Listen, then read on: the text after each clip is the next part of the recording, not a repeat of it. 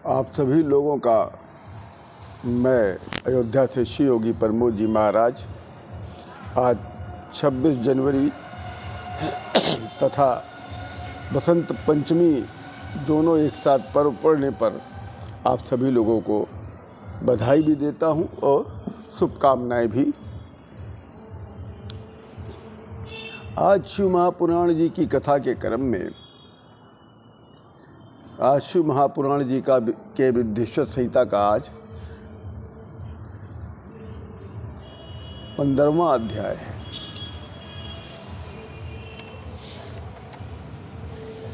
इस अध्याय में कुल 61 श्लोक हैं और इसमें यज्ञ में देश काल पात्र का निरूपण का वर्णन है।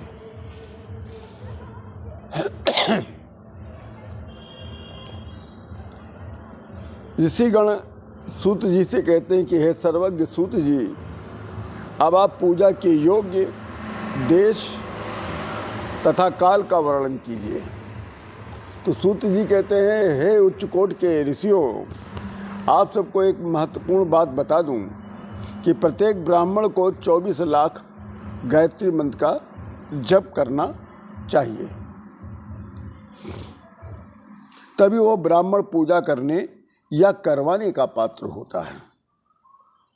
ये बहुत महत्वपूर्ण ज्ञान की बात है कि प्रत्येक ब्राह्मण को 24 लाख गायत्री मंत्र का जप करना चाहिए, क्योंकि इसके 24 लाख मंत्र गायत्री मंत्र जाप करने के उपरांत ही उस ब्राह्मण को पूजा करने या करवाने का वो अधिकारी माना जाता है। इस प्रकार के ब्राह्मण द्वारा किया गया या करवाया गया पूजा कई संपूर्ण भोगों की फल की प्राप्ति करवाता है। अगर इस प्रकार का ब्राह्मण है जिसने 24 लाख गायत्री मंत्रों का जाप किया है, यदि उससे पूजा करवाया जाए तो संपूर्ण भोगों की प्राप्ति हो जाती है। चतुर्विंशति लक्षम वा गायत्रम जप संयुक्तः ब्राह्मणस्तु भवेत पात्रम संपूर्ण फल भोगदम।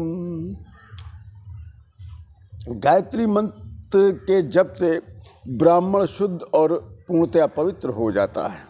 तो 24 लाख जब वो जाप कर लेता है तब वो ब्राह्मण पूर्णतः वो शुद्ध माना जाता है। ऐसे ही ब्राह्मण से दान, जप, होम तथा पूजा के कार्यों में नियुक्त करना चाहिए, अन्यथा किसी अन्य ब्राह्मण से कभी भी नहीं करवाना चाहिए। अब आप लोगों को पूजा के योग्य देश काल की मैं व्याख्या सुनाता हूँ।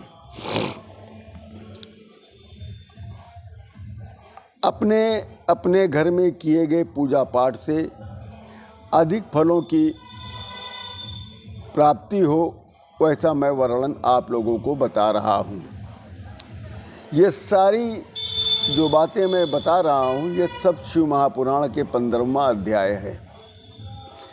इसमें इन्होंने कई बातें बताई हैं, कुल 15 बातें, जिसको मैं आपको सब सारांश में अक्षरता सुना रहा हूँ।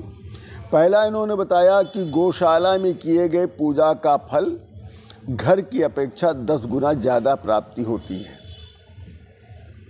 अगर घर के अंदर गौशाला हो या कहीं और अच्छी जगह गौशाला हो, अगर उसमें पूजा की गई तो घर के अंदर जो पूजा की जाती है उससे अधिक 10 गुने की प्राप्ति होती है।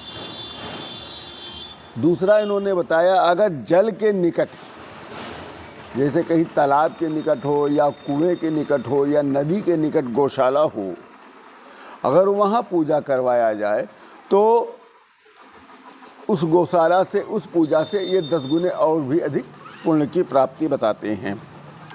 तीसरा, बेल, तुलसी अथवा अश्वत्थ के मूल में करने से जल से 10 गुना अधिक फल की प्राप्ति होती है। चौथा,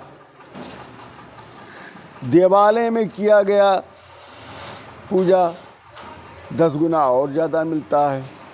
पांचवा, तीर्थ स्थान पर किया गया दिवाले से भी 10 गुना ज़्यादा की पुण्य की प्राप्ति होती है। छठवां, नदी के तट पर या तीर्थ नदी के तट पर यदि पूजा करवाया जाता है तो तीर्थ तट से ये 10 गुना ज़्यादा की फल की प्राप्ति होती है। सातवां, तीर्थ तट पर से सप्त नदी गंगा के किनारे पर करने से 10 गुना ज़्यादा फल की प्राप्ति होती है। गंगा गोदावरी, यहाँ सप्त गंगा का अर्थ बताया है। गंगा गोदावरी चैव कावेरी ताम्रपर्णिका सिंधुश्च सरयूरेवा सप्त गंगा प्रकीर्तिता। अर्थात गंगा, गोदावरी, कावेरी, ताम्रपर्णी, सिंधु तथा सरयू, रेवा ये नदियाँ सप्त गंगा कहलाती हैं। आठवां, सतयुग में किए गए यज्ञ तथा दान का पूर्ण रूपेण फल प्राप्त होता है। नौवां, त्रेता में इसका तिहाई फल की प्राप्ति होती है। 10वां, द्वापर युग में त्रेता युग के आधे के बराबर फल की प्राप्ति होती है।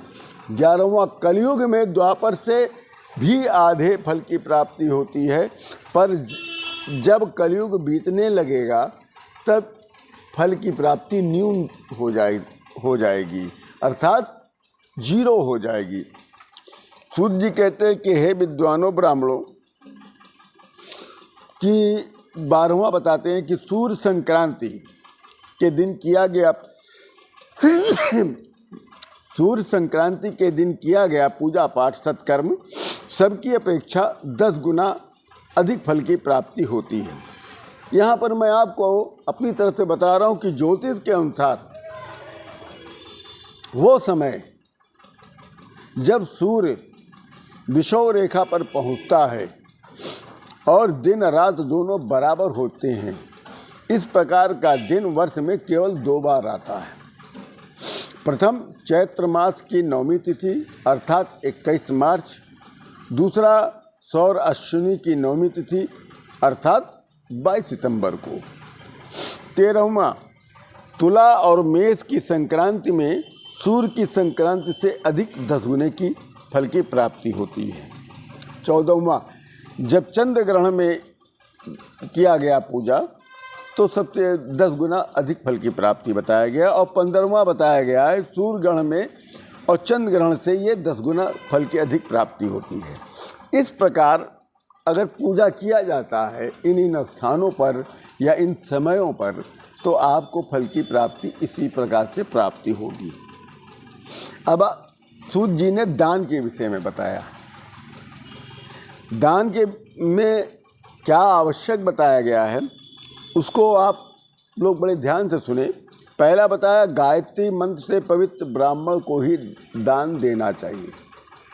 दान सबको नहीं, सभी ब्राह्मण पात्र नहीं है लेने के। जो ब्राह्मण 24 लाख मंत्र का जाप कर चुका हो उसी को पूजा करवाने का अधिकार प्राप्त होता है और वही दान भी ले सकता है।